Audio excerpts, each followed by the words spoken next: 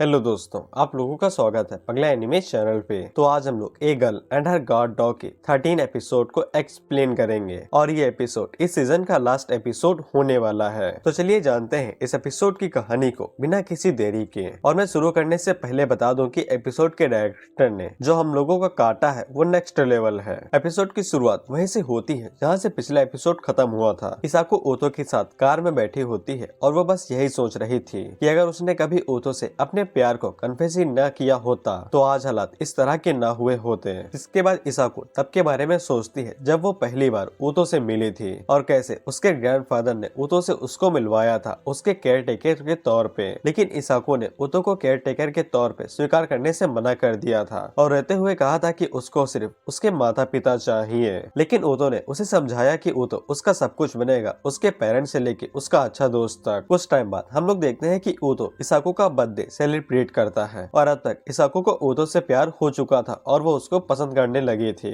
इसाको ऊतो से पूछती है कि उसका बर्थडे कब आता है, जिसपे ऊतो इसाको को बताता है कि उसका बर्थडे परसों के बाद है। जिसपे इसाको सोचने लगते हैं कि वो ऊतो को गिफ्ट के तौर पे क्या दे, क्योंकि वो केक तो खरीद नहीं सकती थी और उसके पास इतने पैसे भी नहीं थे कि वो ऊतो को कुछ खरीद के दे दे। जिसके बाद जब ऊतो का बर्थडे आता है तब इसाको अपने पास एक स्टोन पेपर लेके आई थी जो कि दिखने में काफी सुंदर था और वो ऊतो को बताती है कि ये उसके लिए काफी खास है क्योंकि इसाको इसको ट्रिप से लेके आई थी। फिर हम देखते हैं कि इसाको स्कूल के असाइनमेंट को पूरा करने के लिए एक कैट की ड्राइंग बना रही थी, लेकिन वो कैट तुरंत वहाँ से भाग जाती है। जिसपे ऊतो उससे पूछता है कि उसे किस तरह का एनिमल ड्रॉ करना है। तो इसाको ऊतो को बताती है कि उसे किसी तरह के एनिमल को ड्रॉ नहीं करना है, बल्कि वो किसी भी चीज को ड्रॉ कर सकती है जो इसाको को पसंद आ जाए। तो फिर ऊतो इसाको से कहता है क्यों ना इसाको ऊतो को ही ड्राइंग क्यों ना बना दे। लेकिन इसाको ऊतो की तरफ देखती है और उससे मना कर देती है। तो फिर ऊतो भागते हुए आता है और वो इसाको के गले लग जाता है और उसको मनाने लगता है कि इसाको ऊतो की ही ड्राइंग बना दे। जिसके बाद ऊतो इसाको को इसी तरह से देखने लगता है तो इसाको को हार माननी पड़ती है और इसाको ऊतो के लिए ड्राइंग बनाने को राजी हो जाती है। जिसके बाद ऊतो वहाँ पे अलग अलग तरह के पोज देने लगता है और पूछता है कि मुझे किस तरह से पोज देना चाहिए क्योंकि मैं कूल दिखना चाहता हूँ। जिसपे इसाको उसे कहती है कि चुपचाप नीचे बैठ जाओ और नॉर्मल से शक्ल बना लो, तुम्हें पोज वोज देने की जरूरत नहीं है। लेकिन इसाको ज्यादा देर तक ऊतो के चेहरे की तरफ देख नहीं पाती है और शर्मा के टमाटर की तरह लाल हो जाती है। जिसके अगले सीन में हम लोग देखते हैं कि इसाको अपने असाइनमेंट के बारे में पूरी क्लास को बता रही थी और इसाको को ये बताते हुए काफी शर्म आ रही थी। वहीं पे टीचर इसाको से कहते हैं कि उसका ऊतो के साथ अच्छा रिलेशनशिप होगा, इसीलिए इसाको ने ऊतो की ड्राइंग बनाई है और यहीं से इसाको ऊतो को पसंद करने लगी थी। जिसके बाद हमें उन दोनों की पूरी स्टोरी दिखाई जाती है जो एपिसोड 1 से लेके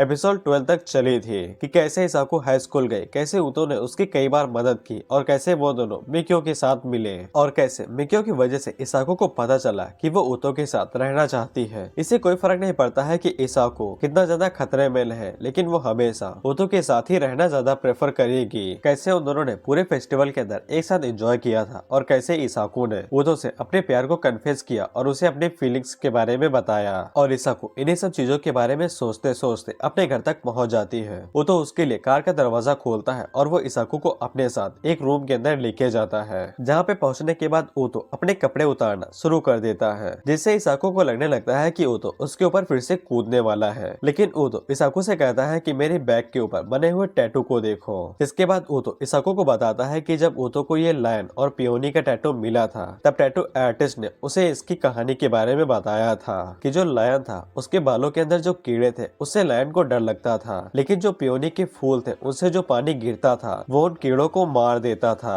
और जब भी रात हुआ करती थी तो लायन पियोनी के फूलों के नीचे आराम किया करता था, क्योंकि लायन के लिए वही एक ऐसी जगह थी जहाँ पे उसे सुरक्षा और सिक्योरिटी मिला करती थी। और ऐसा ही रिश्ता इसाको और ऊतो का है। बेसिकली ऊतो एक लायन है और इसाको उसके लिए पियोनी का फूल, और इसाको की वजह से ही ऊतो अभी तक जिंदा है, नहीं तो वो मर चुका होता। जिसके बाद ऊतो इसाको से कहता है कि वो इसी तरह से आगे बढ़ता रहेगा जब तक वो मर नहीं जाता है। और इसाको को भी ऊतो के इस टैटू के बारे में और इसकी कहानी के बारे में बिल्कुल भी अंदाजा नहीं था। लेकिन ऊतो यहीं पे नहीं रुकता है और वो इसाको को एक स्वॉर्ड देता है और उससे कहता है कि इस टैटू के ऊपर एक कट मार दीजिए। लेकिन इसाको इससे काफी हैरान हो जाती है और वो ये सब कुछ करने के लिए मना करने लगती है। ऊतो इसाको को बताता है कि मैं इसे मरूंगा नहीं, आप कट मार सकती है। इसके बाद इसाको ऊतो के टैटू की तरफ देखती है और वो समझ जाती है कि उसे ये करना ही पड़ेगा। और इसाको को अब जाके समझ में आ चुका था कि ऊतो और उसका प्यार दोनों ही अलग अलग है, लेकिन इसाको इसाको फिर भी ऊतो के साथ रहना चाहती थी। इसीलिए इसाको सॉर्ड की जगह पे अपने नाखूनों का यूज करती है ऊतो की बैक के ऊपर स्क्रैच मारने के लिए। और ये सब कुछ करने के बाद इसाको ऊतो से कह देती है कि मैंने ये खत्म कर दिया है, लेकिन मैं सॉर्ड का इस्तेमाल नहीं कर सकती हूँ। जिसके बाद इसाको वहाँ से जाते हुए कहते हैं कि अब तुम शर्ट पहन सकते हो। लेकिन ऊतो इसाको के पास आता है और उससे कहता है कि अब से वो इसाको के लवर की तरह का भी रोल पूरा करेगा और उसे प्रोटेक्ट करेगा। अगले दिन जब इसाको स्कूल में जाती है तब काजुकी और अंडो उसे खुश होकर बताते हैं कि वो दोनों काफी ज्यादा खुश हैं कि इसाको ने फिर से ऊतो के साथ पैचअप कर लिया है। इसके बाद वो दोनों हंसते खेलते इसाको को ये भी बता देते हैं कि कल ऊतो उनके पास एडवाइस लेने के लिए आया था जब इसाको यहाँ से चली गई थी। जिसको सुन के इसाको समझ जाती है कि इसीलिए कल ऊतो ने उसे ये सब कुछ करवाया था।